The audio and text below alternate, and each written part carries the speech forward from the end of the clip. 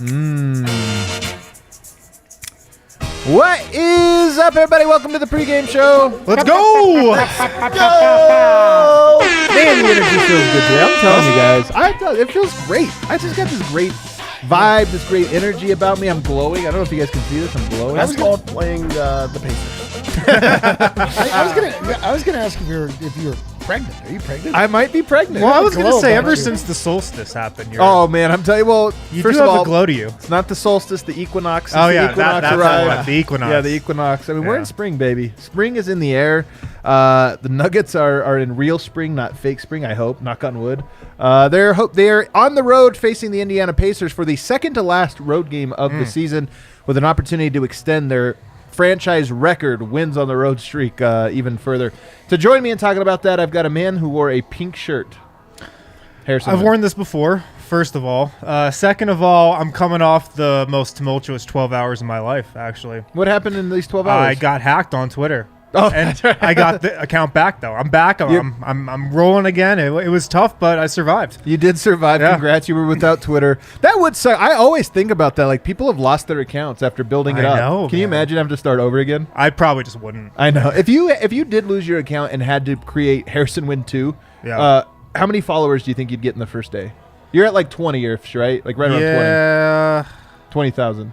In the first day, No, 1,000. first week. First week, 3,000. Can you imagine that? Years of building That's what I'm yourself up saying. just I to wouldn't go even over try. again. Like, I just make a faux Harrison Wind or something. That's you know? funny. This happened to AJ. AJ's still Oh, not yeah. quite recovered. Oh, that's so You sad. never recover. That's so sad. Over here, the man with the plan. It's Eric Weedham. You guys know him as D-Line, though. That's right.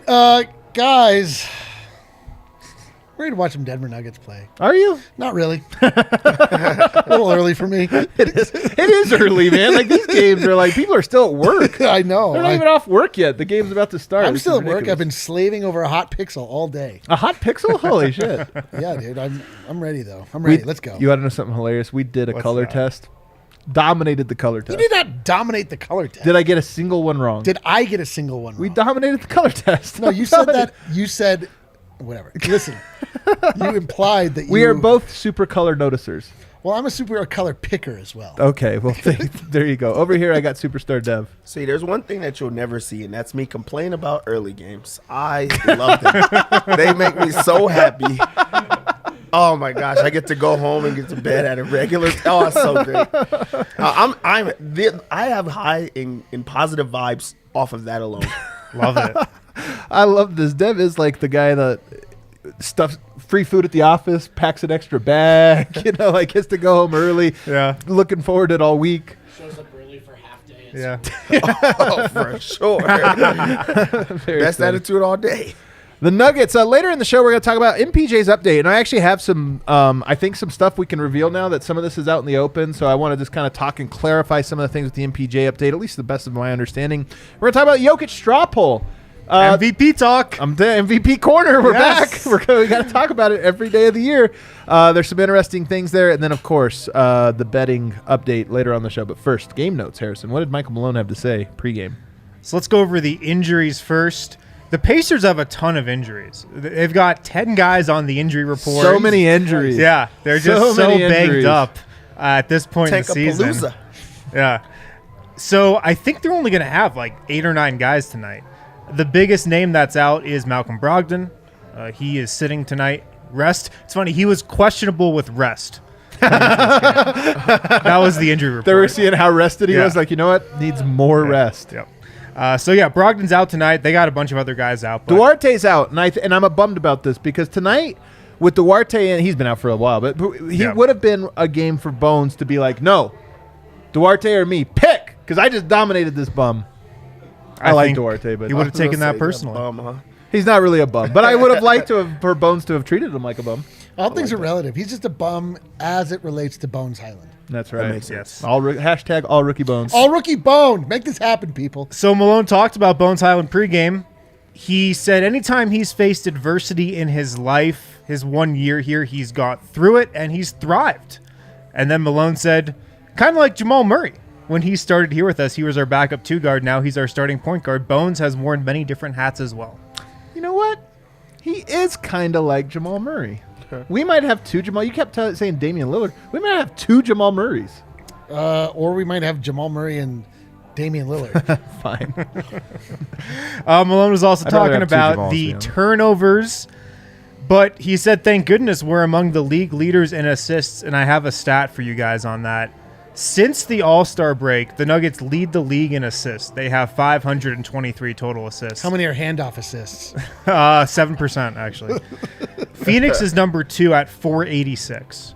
So, like, the Nuggets have by far the most assists in the league since the All-Star break. It's Denver at 523, Phoenix at 486, and then everybody else is like 480, 475, 465. Like, it's very packed in, and then Denver is clearly leading just that assist tally after the All-Star break. I thought that was pretty interesting. Malone was also talking about the turnovers, and he said, and if you're watching the show, take a drink, because he was complaining that nobody knows how to throw an entry pass. His dad was a coach. Maybe that's why he's so anal about it. But, guys just don't know how to take that dribble and create the angle. They don't know how to throw the proper bounce pass.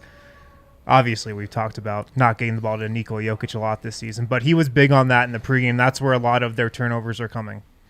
I wonder what percentage of their turnovers come on entry passes. It does feel like it's a decent chunk. It's not even like turnovers. It's just like how many possessions end in That's a great nonsense. point. Yeah. Like they don't throw them away. They just don't throw them. And then we just go, Well, they spent get it to him! or they spend 20 seconds Yeah. trying to get the ball to him, and then you've got like Will Barton taking the contested 3. The last note I've got from Malone, he said he told his players today, "We win this game tonight, we're in 5th place." Quote, "The best thing in life to do is do it your damn self."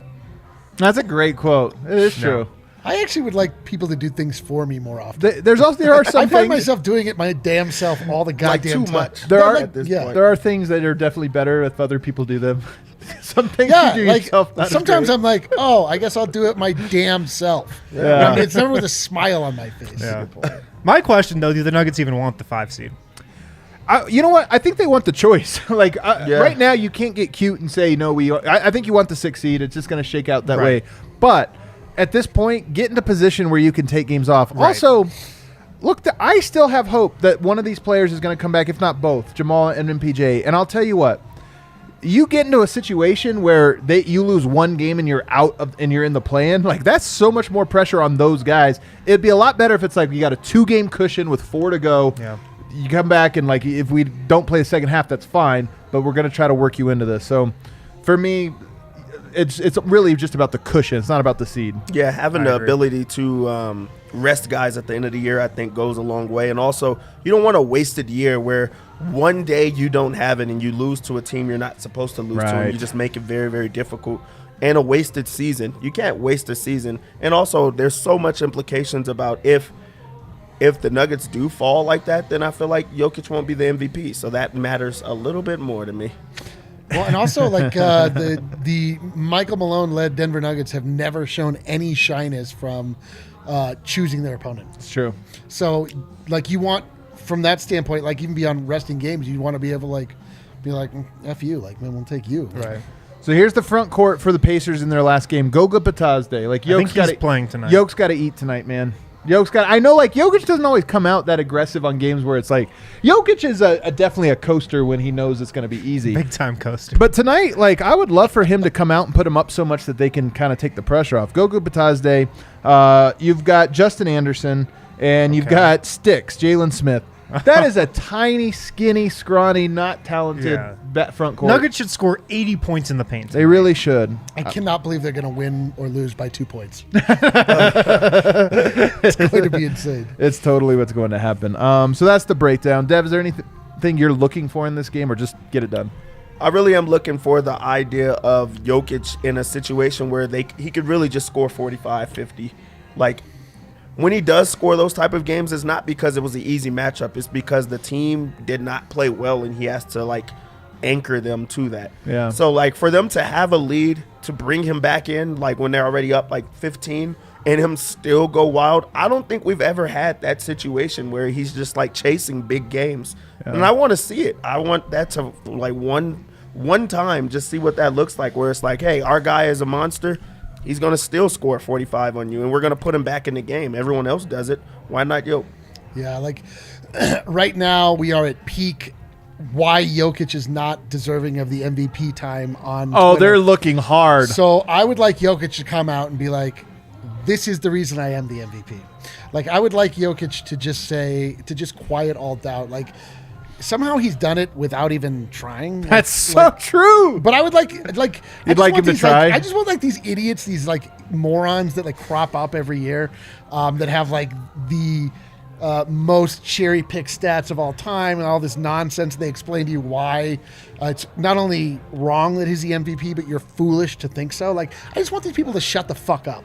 Embiid's trainer, Drew Hanlon. That fucking guy is the worst. He is first of all, look, I get it, man. This guy's standing. I'm sure he has like an incentive built into his contract. Of course he does. Like Drew Hanlon probably could make some real coin if Embiid gets. So he's trying, but you're right that I honestly love the comment. It was one of my favorite tweets I've ever put, that the internet, Twitter turns everyone into the same person. This is a real Hoopers trainer who's out here messing with statistics to make his guy look good, like just to turn into a stand. Can I explain how embarrassed he should personally be for himself? He is a skills trainer for NBA players. If you look at Nikola Jokic and you do not recognize the supreme skill that man has, and you try to discount Nikola Jokic's skill, you have no fucking business training anybody.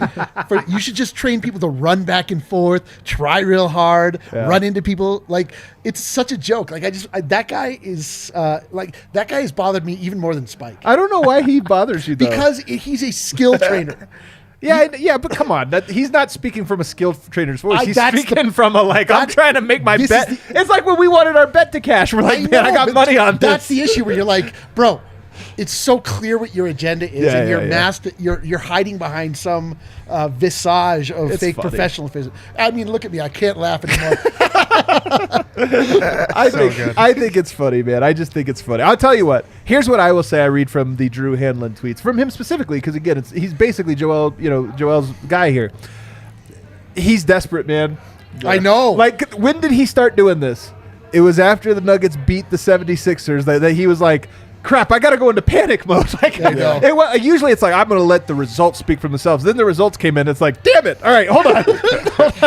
Joel Embiid's gone on a 48-hour press tour about why he should win the MVP. He's given two exclusive interviews over the last 2 days the other thing, about why he's the MVP. I love that the people have these people in their ear that are like, hey, man, here's how you do it. You got to get with Jackie McMullen. We're gonna get you with Rachel Nichols. I know not her anymore, but you got it the people, man. This is the big hitter. My other favorite narrative that's cropped up in the last several days is that why aren't we talking about Markieff Morris?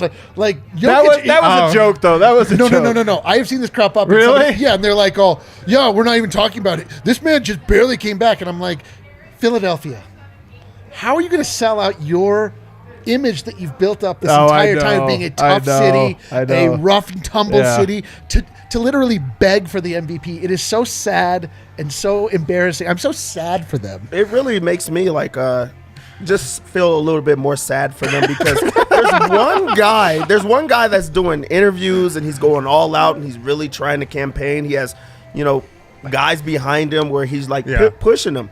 And then there's Jokic, who just does not give it a damn. He does everything on the basketball court. He's not having conversations after. Says, I don't care. He's just like, I'm a killer on the court, and that's that. And he doesn't even speak about that part of him. And then also, the handling, he started trying to get to, passing. Oh, I know. Of all things, he's like a passer. As someone who occasionally watches the Pacers and tries to understand what they are doing on defense, Jokic probably won't need to play long enough to score 50. It's really. Look, man. We've said that many times before. Caitlin's obviously the GOAT. They're covering the Pacers. We're not even breaking down that. Honestly, they're not going to lose this one. We're in shambles. If they lose this one, put us in the play-in. I don't even care. They will deserve it. We deserve the play-in. God damn it. If we drop this, we are tempting fate do here. we even deserve the play-in? Yes. Give the Lakers Denver spot. Even the Lakers will deserve it more than Denver somehow. No, but this straw poll is just so funny because, look, man, we've seen the narratives. Do you guys remember who won the first straw poll? Steph Curry. We see early straw polls, whatever. It's just okay, guys having a good month. Steph was doing great. it became Jokic and Embiid with Giannis as this third wheel, which, by the way, I don't think is warranted. I think Giannis should be in this conversation all year. This is why I hate the way we do this, because we build the narratives. Because now here you have it with Giannis, this super distant third, and I'm looking at it and I'm going, why? His stats are better than Embiid's. Team just beat. You know what? It's something Embiid has in common with Jokic, beating Joel Embiid on his home court when it matters most and all of the eyes are on it. Like, Giannis has been great. And I almost feel a reactionary swing back towards Giannis now. Yeah. But here's the thing I see from that straw poll.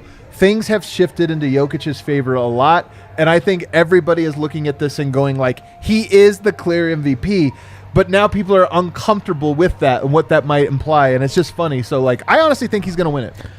I think the only way he doesn't win it is if the Nuggets slip to the play-in. Oh, if he slips in the play-in, he'll take third. And I think it's fair. Personally, I think it's fair. Sure. The Nuggets are in position now that they should make the playoffs, avoid the play-in.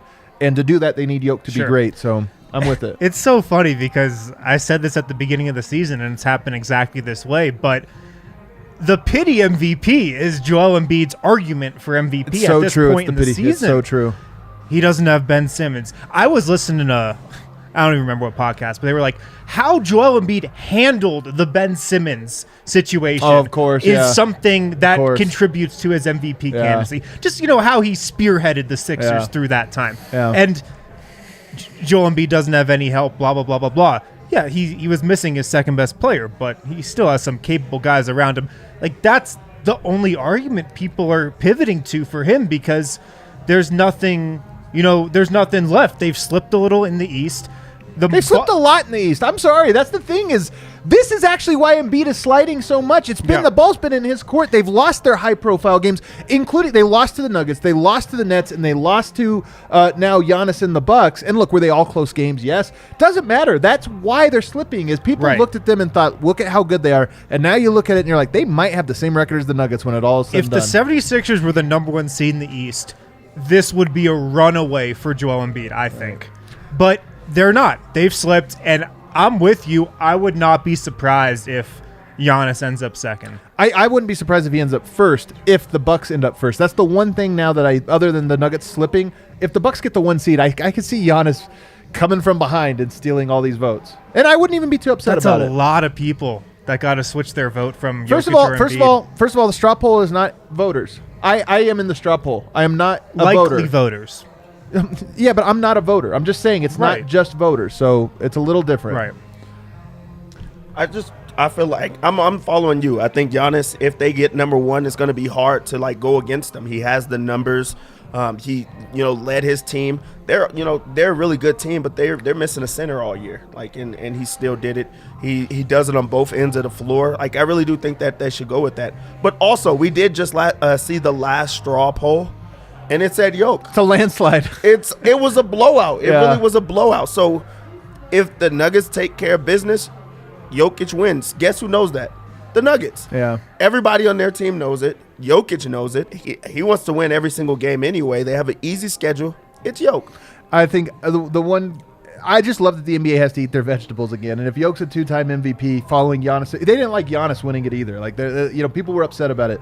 So if the NBA is forced to eat their vegetables again, I just love it. It's like, sorry guys, maybe other superstars should take the regular season more seriously, and also maybe you should just cover these great players in a way that's faithful to them. Watch us do this every season. Can't wait. Jokic wins back-to-back MVPs. I can't. Next year it's going to be Giannis and Jokic again battling for it. And I just can't wait for it. We're just going to replay this next year. We're going to replay it. Mike Singer, the Denver Post, went on record reporting something that had been, I think, making the rounds especially a lot in the last week here, which is that Michael Porter Jr., had been ramping up before facing a setback with his back. To clarify a few things that I had heard, I think now that this is out in the open, it's a little bit easier to share.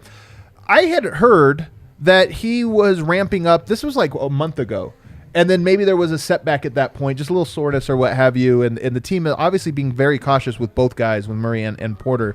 But the one thing that I don't think that I saw some misunderstanding about, this setback, I believe, was a setback from weeks ago. This isn't like last Monday he had a setback or, on over the weekend. I think this was a setback that happened quite a ways back. And when I say quite a ways, I'm talking 3 to 4 weeks. I don't remember when it was, but it was a while.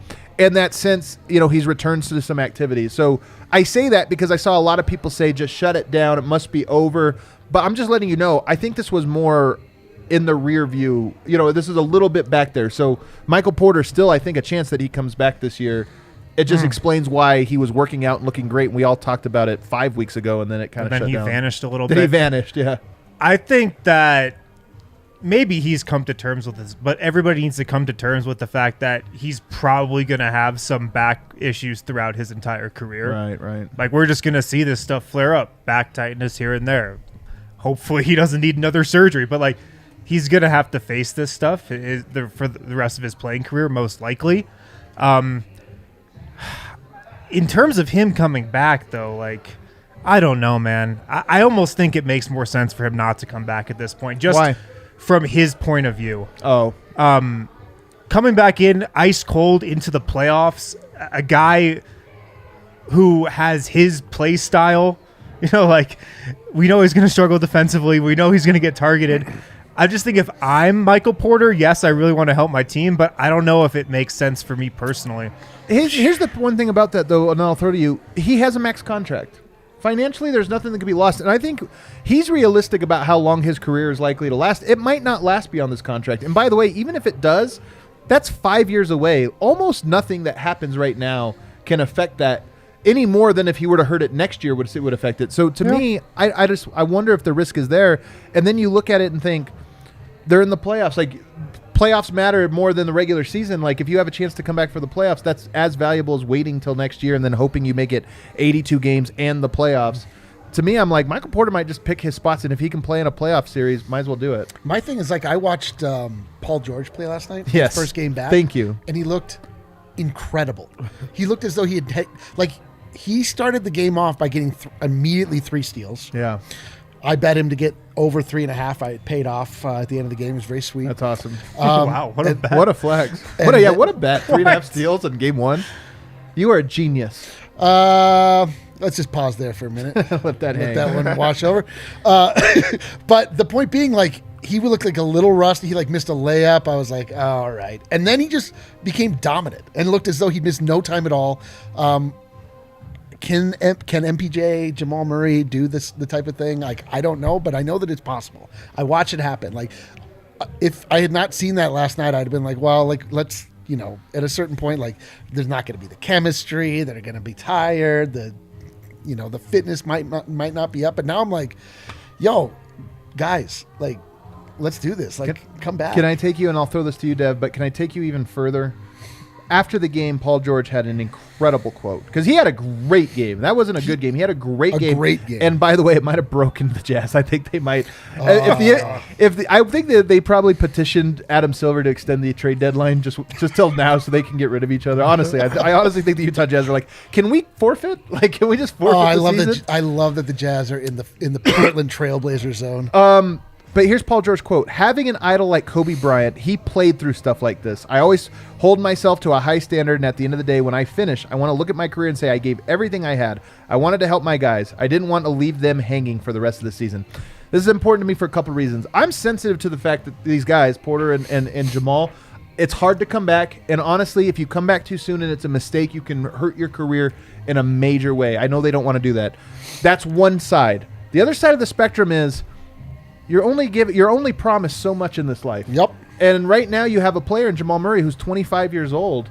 He has an opportunity to come back for a playoff series and does, again, you have to balance these things. I'm not saying which way he can go, but when I hear that quote, we all, for some reason, us as fans, we always swing towards athletes as like in weird ways where we're like, we got to protect their money and they're this. And there's this other aspect of it, which is, are we sure that this isn't one of the 5 best opportunities Jamal Murray will have for the rest of his life to win a championship? And if so, are we sure that we just throw that away as in like, well, yeah, but be safe? Like, hey, man, this might be as good as it gets, and you got to maximize those opportunities. That's what Paul George determined here. That's what I take away from it.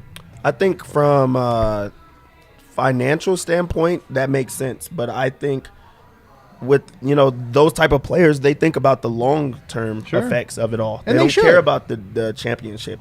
I think that they want to have a long career. They want to make a lot more money. They want to do all these other things. So there's not many players of that mold of Kobe Bryant. I just don't think that that's realistic. Right. So I think that there is the idea of, I want to play. I want to, play really bad. But also, I'm not going to risk my everything for this championship run that I don't even know if I'm going to get. It's a little bit different with, like, the Lakers when they were in the bubble. It just kind of seemed like they were going to do that regardless. Right. But, like, right now, the Nuggets, say that they do come back. They have a good chance, but are they the favorites? Are they going to win it all? You just don't know. So I really do think that I think I'm going to go with, like, pretty much on Harrison's side of, like, I do think that it makes sense for MPJ to sit down. We don't hear many positive things coming out of this whole thing. I don't remember the last positive update besides he put out his own snippet. There just haven't been that many updates. But he put his own snippet out of him doing well. That's the only thing that we've seen this entire time. We don't hear anything of him. Jamal we hear, more of, we see more of. He's the one that's working out before games. We don't see it on both sides. So I don't know what to feel. Yeah. The only difference I can say between the Paul George comeback and these guys' coming back is, like, Paul George had an elbow injury, right? Yeah. It's a little different than Totally. an ACL Totally. and a back.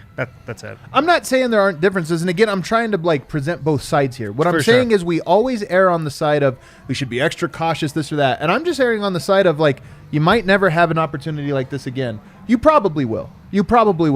But that discomfort, that part of coming back, is always so tough, and maybe it's one of those things where you have to balance the other side of this, which is you have a golden opportunity, and then I just love the part there about leaving the team hanging. Like, there is a level here of, like, hey man, your running mate Jokic has been carrying this team now for a year and a half through everything he's had to deal with, and it's like sometimes you look around and you're like, man, you know what? I'm willing to take a small risk, not a major one, but a small risk because I want to help out. Again, I don't know the truth here. I'm just trying to present both ends of the spectrum because it only gets presented as this one side of it, and there's another side of it that I think is really important. All right. And again, like, we don't know the details. Like, Murray might physically be like, no, but to come back, you're going to hurt yourself way worse. We don't know. Like, it could be. This discussion is completely null and void, moot. Doesn't matter if he's physically unable to play. Right. If it's something to the effect of he's just feels like maybe he could feel a little bit more comfortable, be in the right mindset, blah, blah, blah. Like, bro, sack up. Let's go. All right. Let's go to DraftKings Sportsbook, and let's place a bet or two. Okay, so Nuggets come into this game as 9.5-point favorites. That's a lot, but have you seen this team? Which team? The Pacers. How are it was 15 points the other day Yeah. for what, the Thunder? The Thunder. And the Nuggets only won by 6, so Yeah, I don't like it.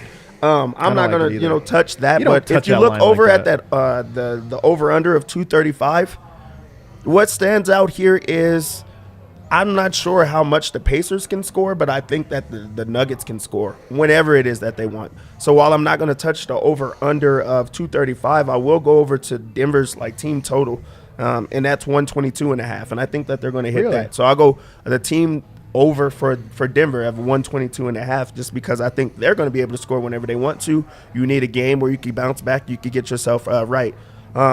We just saw the straw poll. Yoke is the leader, correct? That's correct. So we all know that he's going to have a monster game. So, like, right now is he's just going to know. show. Part of me feels like Yoke puts he's up not a that 14, 10, and 10 night. Not after like, you've given your all for the entire year. You're already there. You want to be, like, recognized as, first team All-NBA. You might as well be the back-to-back MVP winner. And we know what MVP meant to him in Serbia.